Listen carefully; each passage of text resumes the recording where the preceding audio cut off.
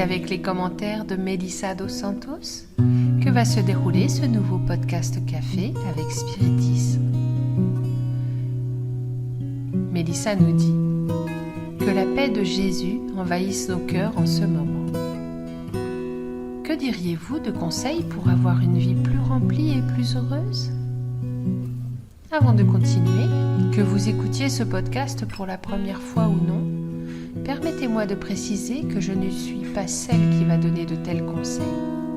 Mais c'est André Louis, esprit, ami, mentor, qui par la psychographie de Chico Xavier, nous a laissé plusieurs ouvrages parlant du monde spirituel et nous aidant à mieux profiter de cette existence. Le chapitre d'aujourd'hui est dans le livre Feu vert, c'est le numéro 39, et il est intitulé « Questions à méditer ». Comme il s'agit d'un enseignement très riche, nous allons procéder comme suit. Premièrement, nous allons lire le texte en entier. Ensuite, nous relirons les conseils d'André Louis et méditerons phrase par phrase. Le texte dit ceci. Vous dominerez toujours les paroles que vous n'avez pas prononcées. Cependant, vous vous subordonnerez à celles que vous avez prononcées. Veillez à la tranquillité de votre conscience, sans négliger votre apparence extérieure. En ce qui concerne l'alimentation, il est important de rappeler l'affirmation des anciens Romains. Il y a des hommes qui creusent la tombe avec leur propre bouche. Dans la mesure du possible, pour toute obligation à remplir, soyez présent, au moins 10 minutes avant, au lieu du rendez-vous auquel vous devez vous présenter. L'inaction engourdit toute faculté. Le sourire spontané est une bénédiction qui attire d'autres bénédictions. Servir, au-delà de son propre devoir, ce n'est pas flatter, mais gagner en sécurité. Chaque personne que vous aidez est une clé de plus dans la solution de vos problèmes. Il est naturel que vous fassiez des envieux, mais pas des ennemis. Chaque bonne action que vous pratiquez est une lumière que vous allumez pour vos propres pas. Celui qui parle moins écoute mieux, et celui qui écoute mieux apprend plus. Ce texte d'André Louis est profond, n'est-ce pas ? Il comporte beaucoup de questions à méditer, comme le titre l'indique. Par conséquent, nous allons maintenant réfléchir un peu, phrase par phrase. Voici des suggestions, mais vous pourrez les relire et les intégrer dans votre vie de tous les jours. Vous dominerez toujours les paroles que vous n'avez pas prononcées, cependant, vous vous subordonnerez à celles que vous avez prononcées. Les mots ont force et pouvoir. Souvent, nous ne nous rendons pas compte de notre tâche ou nous nous faisons des ennemis à cause de ce que nous avons dit. Il est très important que nous essayions toujours de filtrer et de réfléchir avant de parler. Toujours éduquer notre cœur et notre langage afin de ne blesser personne ou de ne pas créer des situations dans lesquelles nous pourrons plus tard nous retrouver en tort. Souvent, la meilleure solution, le silence. Allons à la phrase suivante. Veillez à la tranquillité de votre conscience sans négliger votre apparence extérieure. Il est important que nous soyons en harmonie. L'humilité est beaucoup plus dans les actes et les paroles que dans les vêtements. Et nous devons prendre soin de tout ce que Dieu nous a prêté dans cette vie, y compris notre corps et notre apparence. Cela dit, la phrase suivante rejoint cette pensée. En ce qui concerne l'alimentation, il est important de rappeler l'affirmation des anciens Romains. Il y a des hommes qui creusent leur tombe avec leur propre bouche.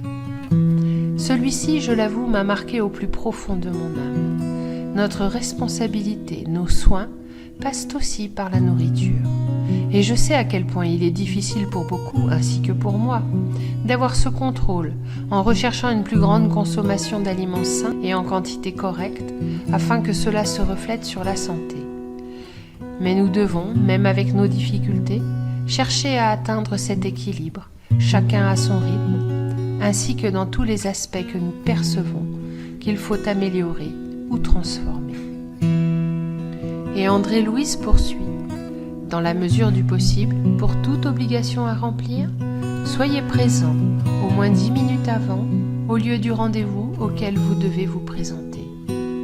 Ici, le mentor veille à la ponctualité et au respect des autres. André-Louise continue. L'inaction engourdit toute faculté. C'est l'une de ces phrases à mettre sur un tableau et à lire tous les jours. Parfois, nous attendons trop longtemps pour agir. D'autres fois, nous boycottons avec 1000 excuses. Et cette phrase indique clairement ce qu'il ne faut pas faire, car ne pas commencer ou reporter ces plans qui vont nous conduire à la transformation dont nous avons tant besoin ne fera que nous nuire. Et le bienfaiteur ajoute : le sourire spontané est une bénédiction qui attire d'autres bénédictions. Servir au-delà de son propre devoir, ce n'est pas flatter, mais gagner en sécurité. Chaque personne que vous aidez est une clé de plus dans la solution de vos problèmes. Lorsque nous réaliserons que servir est l'une des maximes du Christ, sans aucun doute nous aurons un monde différent. Le jour où, en tant qu'humanité, nous comprendrons qu'en aidant les autres, nous nous aidons nous-mêmes, nous aurons assurément un monde meilleur. Et le bienfaiteur termine. Il est naturel que vous fassiez des envieux, mais pas des ennemis. Chaque bonne action que vous pratiquez est une lumière que vous allumez pour vos propres pas. Celui qui parle moins écoute mieux, et celui qui écoute mieux apprend plus. Dans un monde où l'on parle beaucoup, l'écoute est de plus en plus nécessaire. Savoir écouter est un art et une preuve d'amour. Laisser parler l'autre, se positionner, essayer de comprendre et surtout de ne pas juger est tout un exercice pour nous de cheminer vers le bien. Peut-être que certains frères de parcours ne comprennent pas les attitudes que nous adoptons sur la base des enseignements de Jésus. Peut-être que notre bonheur sans motif, notre joie seulement à faire le bien, peut sembler étrange à certains. Mais dans ces moments, nous devons nous soutenir plus que jamais du Maître nazaréen. Lui qui pratiquait et enseignait seulement l'amour a été incompris de ceux qui n'étaient pas prêts.